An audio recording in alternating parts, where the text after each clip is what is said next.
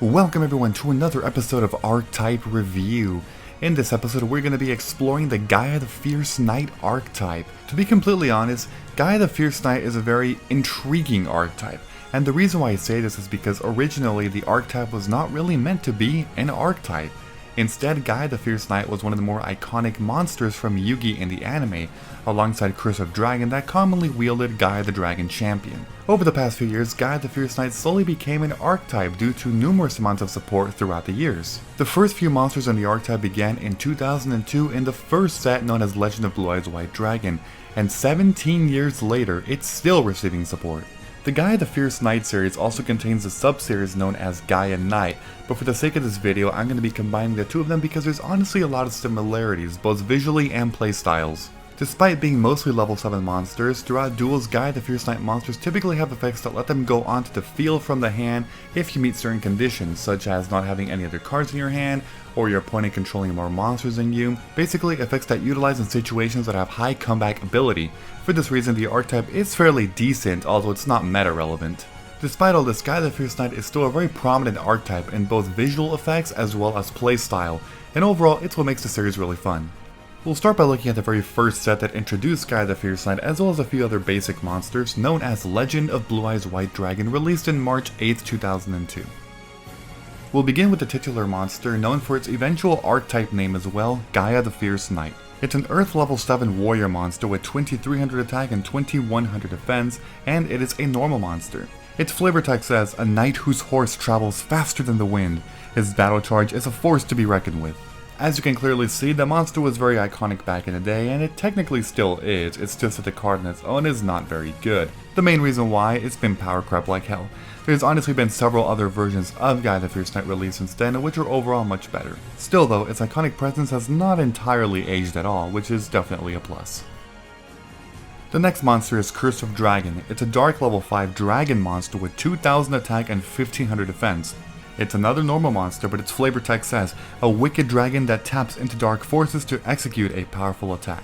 Although the monster is not exactly a Gaia Knight or a Gaia the Fierce Knight monster, it is a related card because it does actually have some utilization within its archetype. Still though, similar to the original Gaia the Fierce Knight, the card hasn't exactly aged well, thus making it not so relevant nowadays, but once again, it is fairly iconic even nowadays. The final monster in this series is Gaia the Dragon Champion. It's a wind level 7 dragon fusion monster with 2600 attack and 2100 defense. It's a vanilla fusion and its card text says Gaia the Fierce Knight plus Curse of Dragon. Very basic, very bad nowadays, but can you really expect any more from a Legend of Blue Eyes monster? Not exactly, right? This card did also get power crept because there was a much better version of it released several years later, which I'll explain later.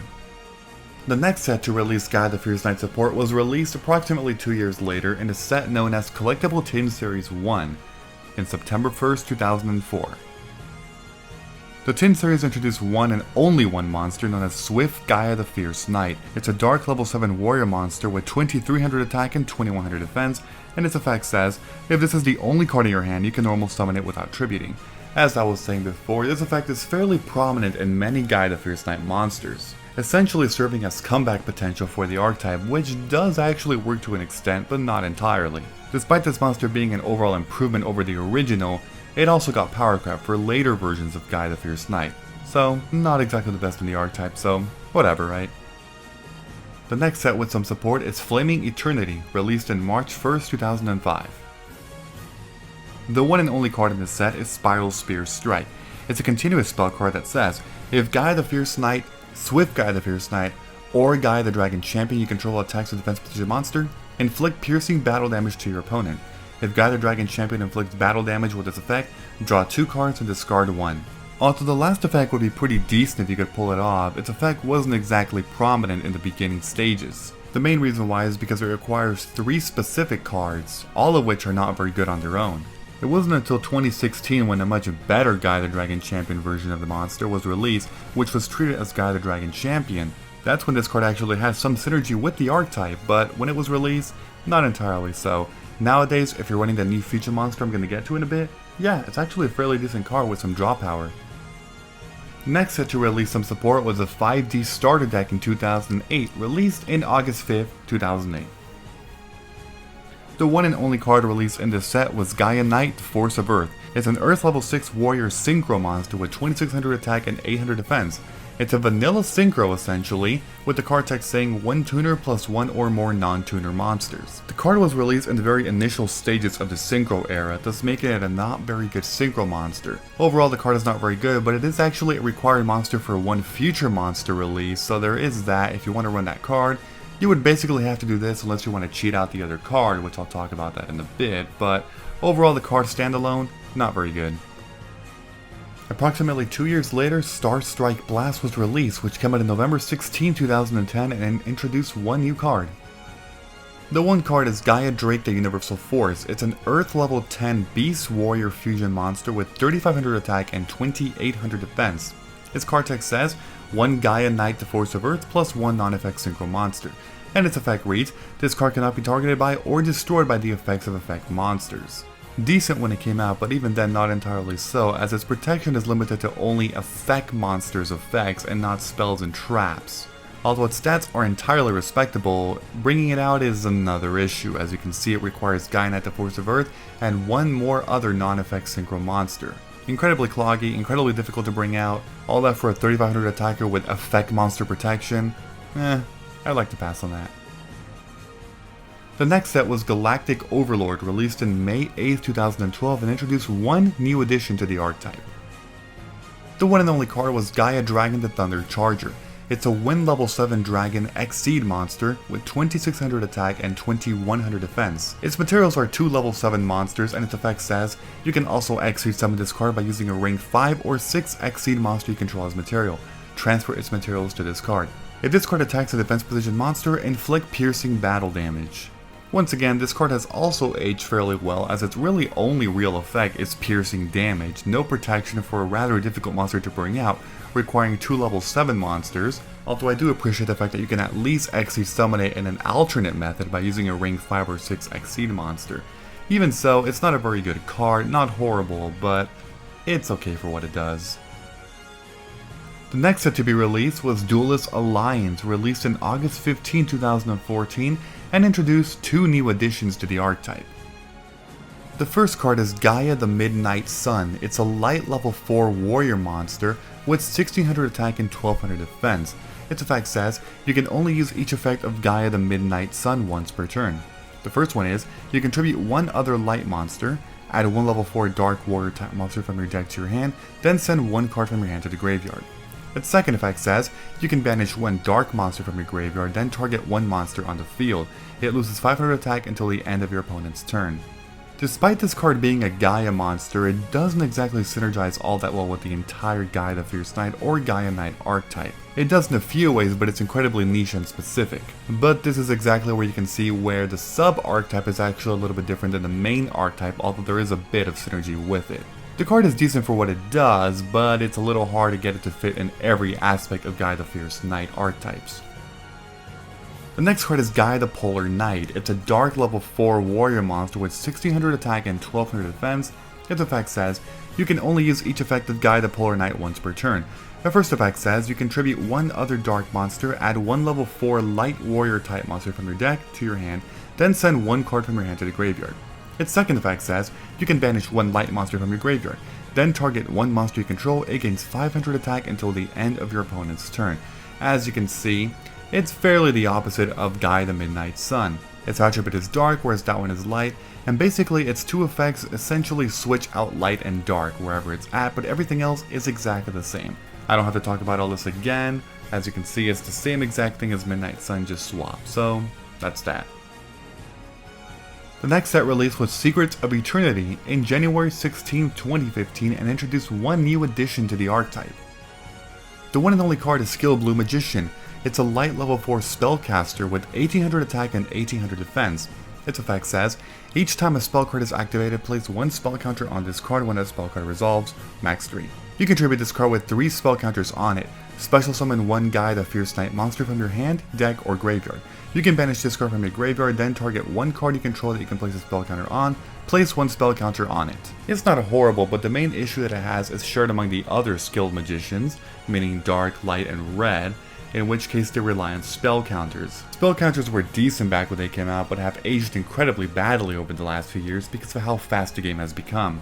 If you run this in the deck nowadays, it's incredibly difficult to get 3 spell counters on it to then tribute it to special summon a Gaia the Fierce Knight. At the very least, it has a second effect from the graveyard that places 1 additional spell counter for another Skill Blue Magician, or a certain other card that I'll get to in a bit that is actually related to the Gaia the Fierce Knight archetype. It does also have decent stats for level 4, being 1800 attack and defense, but that's where the good things end.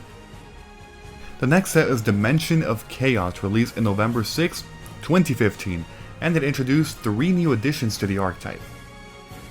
The first card is Charging Gaia the Fierce Knight. It's a light level 7 warrior monster with identical stats to the original Gaia the Fierce Knight. Its effect says, you can normal summon this card without tributing. If this card is normal summon without tributing, its original attack becomes 1900. If this card is tributed, you can add 1 Blackluster Soldier monster from your deck to your hand. You can only use this effect of Charging Gaia the Fierce Knight once per turn. This is where you can essentially start to see an improvement of the archetype, as overall it's a lot better than both the original and Swift Gaia the Fierce Knight. It's more flexible and versatile as it can be brought out to the field in a much easier way, and if it's tributed in any way, whether it's by a tribute summon or a ritual or any other way, you can basically use it as a floater. Decent searcher, not amazing, but overall a much better improvement, so this one is pretty good. The next card is surprisingly a Blackluster Soldier monster, named Blackluster Soldier Super Soldier. It's an Earth level 8 warrior ritual monster with 3000 attack and 2500 defense. Its effect says, you can ritual summon this card with Super Soldier Ritual. If this card destroys an opponent's monster at battle and sends it to the graveyard, inflict damage to your opponent equal to its attack in the graveyard. If this card is destroyed by battle and sent to the graveyard, or if this card in your possession is destroyed by an opponent's card effect and sent to the graveyard, you can special summon 1 Gaia the Fierce Knight monster from your hand, deck, or graveyard.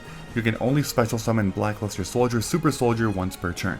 A very lengthy effect, but overall a fairly decent card, the main issue being it's a ritual monster, which isn't exactly the best type of monster. One of the common traits about Gaia the Fierce Knight is that they actually synergize fairly well with the Blackluster Soldier archetype.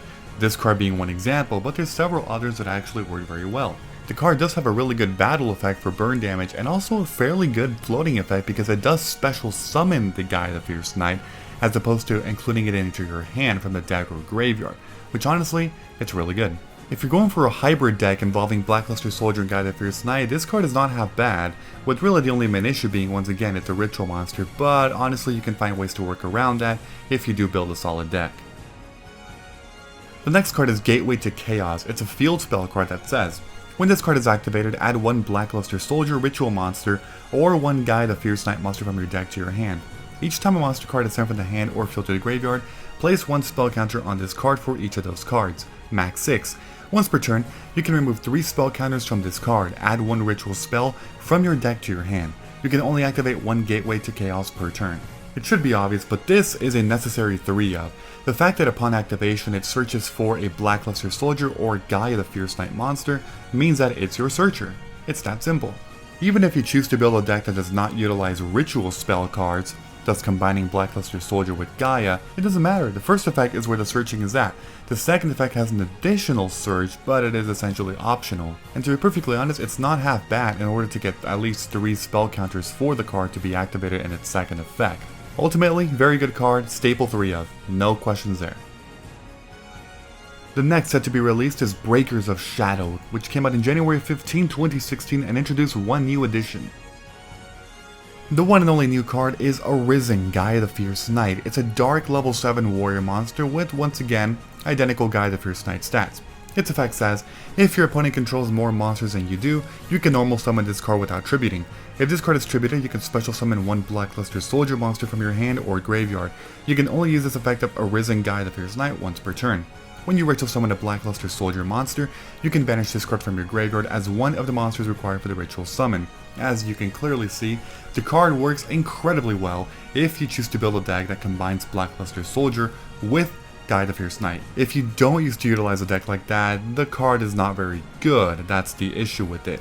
Overall, it's a situational card, but if used in the proper deck, very good, very good. Its first effect is also very appreciative, resembles Cyber Dragon's effect a little bit, which honestly is a really good special summoning condition to this day. The only issue of course being that it's a normal summon without tributing, not a special summon. But despite that, very good card for Blackluster Soldier decks. The next set is Millennium Pack, which was released in April 15, 2016 and introduced 2 new additions to the archetype. The first one is Sky Galloping Gaia the Dragon Champion. It's a wind level 7 dragon fusion monster with 2600 attack and 2100 defense. Its effect says, it requires 1 Gaia the Fierce Knight monster plus 1 dragon type monster. And it says, this card's name becomes Gaia the Dragon Champion while it is on the field. If this card is special summoned, you can add 1 Spiral Spear Strike from your deck or graveyard to your hand. When this card declares an attack on an opponent's monster, you can change the battle position of that opponent's monster. If you couldn't already tell, this card is a fantastic addition in terms of synergy with Spiral Spear Strike. First of all, its materials include 1 Gaia the Fierce Knight monster, thankfully not only the original, plus 1 dragon type monster, once again, thankfully not only the original Curse of Dragon.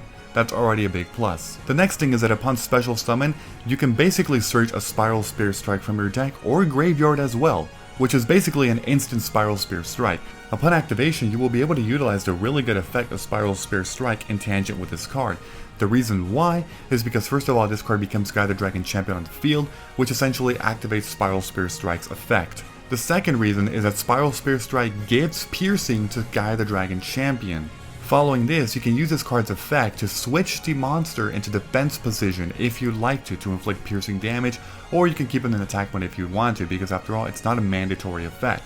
And lastly, after all that, you can draw your 2 cards and discard 1, which is basically a mini Graceful Charity. If you choose to use Spiral Spear Strike, this is a must-have. Please ditch the original Gaia the Dragon Champion, the original Gaia the Fierce Knight, and the original Curse of Dragon, and please bring out a better Gaia the Fierce Knight monster, this card, as well as the next card called Curse of Dragonfire, which, you know what, let's get into right now. So like I said, the next card is Curse of Dragonfire. It's a dark level 5 dragon monster with identical stats to the original Curse of Dragon. Its effect says, if this card is normal or special summon, you can target 1 field spell card on the field, destroy it. Once per turn, you can fusion summon 1 fusion monster from your extra deck, using monsters you control as fusion materials, including this card. As you can see, the synergy is right there, spot on. Curse of Dragonfire, Spiral Spear Strike, Sky Galloping Gaia the Dragon Champion, and a good Gaia the Fierce Knight monster, and there's your combo. Upon summoning this card normal or special, you get to basically pop a field spell. Usually it would be of course on your opponent's side of the field. Secondly, having this card in your deck basically gives you no reason to run Polymerization on your deck, thus saving cards for other cards that can combo better into this archetype. Overall, fantastic job in terms of creating synergy with these card combinations, because to be honest, I'm very impressed by this. Yeah, so if you're going for this kind of run with Sky Galloping and Spiral Spear Strike, this card is definitely a must-have.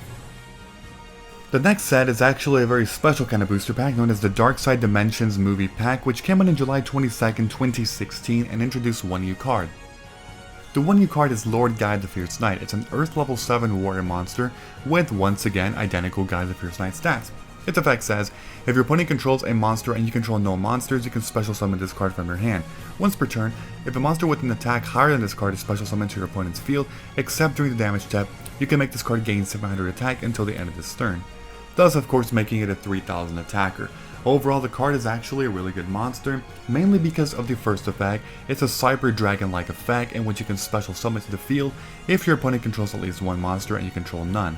Typically relatively simple to get onto the field and combines well with Curse of Dragonfire to make that Sky Galloping card that I was talking about, so overall really good card. Even if you don't go for a fusion build, it is still pretty good. Overall, Lord, Arisen, and Charging I would say are probably the 3 best Gaia the Fierce Knight monsters, whereas Swift and the original, they've definitely aged.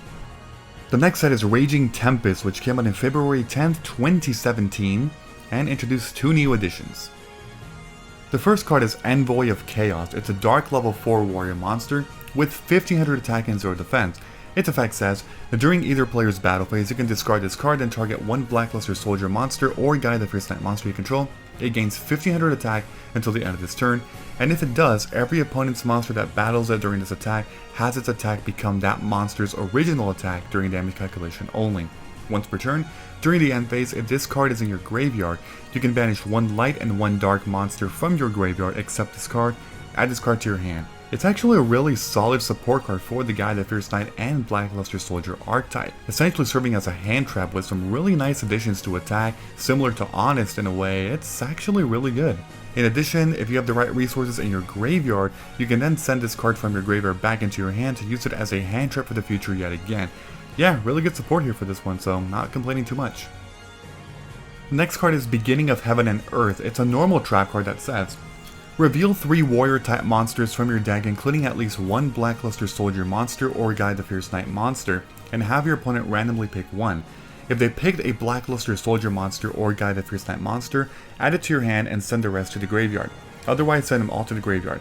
You can only activate 1 Beginning of Heaven and Earth per turn. For all those long-time Yu-Gi-Oh fans, you would know that this card heavily resembles a very broken card, if not the most broken card ever, Painful Choice. The card is actually fairly similar to that, but it's of course very much nerfed compared to the original Painful Choice. First of all, it's a trap card, which is a big limitation. On top of that, they must be 3 warrior type monsters, and one of them must be one of these 2 archetype monsters, which limits the flexibility of the card to only these types of decks. Despite these limitations though, this card is actually really good. Essentially you're foolish barreling multiple times in the exchange that it's a trap card that's waiting a turn to activate it. It is a little luck based in some ways because yes, your opponent will choose randomly, and there's a pretty good chance that all of your monsters are going to be sent to the graveyard if these 2 archetype monsters are not picked. But even if that happens, it's not entirely bad, as you're essentially foolish barreling 3 times in a row. If you do want a guaranteed monster into your hand though, just simply pick 3 Gaia the Fierce Knight monsters or 3 Blackluster Soldier monsters or mix and match. That way you're guaranteed to get 1 card into your hand and 2 additional ones to the graveyard. Works really well, and honestly I'm not going to complain too much from this card aside from it being a trap card, but that's fine.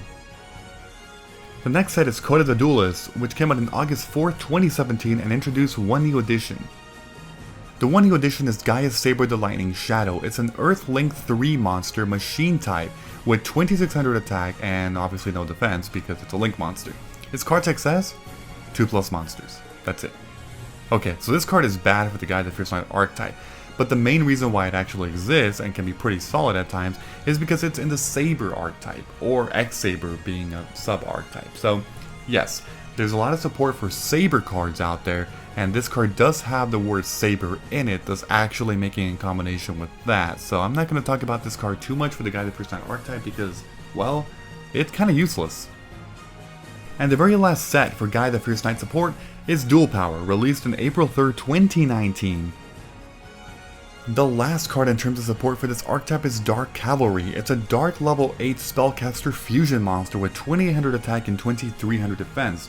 Its card text says that it requires a Dark Magician and 1 warrior monster, and it gains 100 attack for each spell and trap on the field and in the graveyards. If this card attacks a defense position monster, inflict piercing battle damage. When a card or effect is activated that targets a card in the field, quick effect, you can discard 1 card, negate that activation, and if you do, destroy it.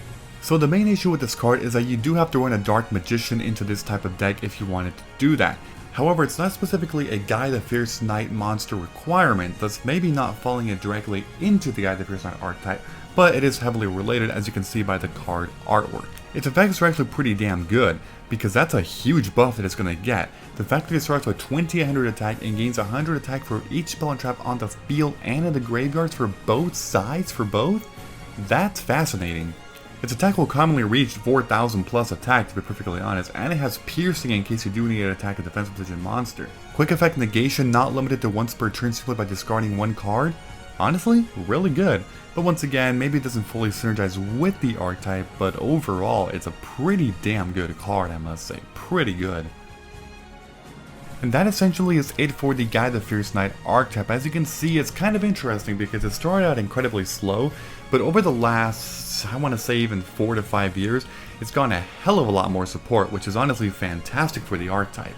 The archetype does combine fairly well with Blackluster Soldier like I was saying, and overall, the archetype is really good in terms of comeback because of the effects that Gaia the Fierce Knight monsters have. But despite all that, it doesn't really have the amazing swarming abilities that a lot of archetypes need nowadays, which is a huge limitation to it. It can also use a little more protection, but despite that, it's a pretty solid and fun archetype.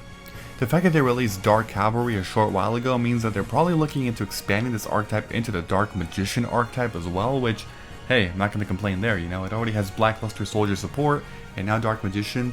In terms of additional cards to help out, well, there aren't too many specific cards that can help out the archetype aside from just warrior monsters because, as you can see, the majority of their cards are warrior. There are some dragon monsters, so you could utilize some dragon support. But beyond that, there's not really any specific cards that I can talk about because, well, there kind of aren't. It's important to note that level 7 for 2300 monsters isn't exactly amazing, and that's where the archetype kinda is a little iffy because level 7 monsters are a little tricky to get to the field. Yes, the archetype does have a few easy ways to get monsters on the field, but beyond that, it's still a little iffy. Despite all that though, Gaia the Fierce Knight is a very intriguing archetype to me, and I'm not necessarily going to complain about it, although yes, it could use a little more support. So that about covers it for the archetype. Please, as always, let me know what you think about the archetype, my comments, and overall the style of the video in terms of something to fix, because hey, I can always get better at these archetype reviews, right?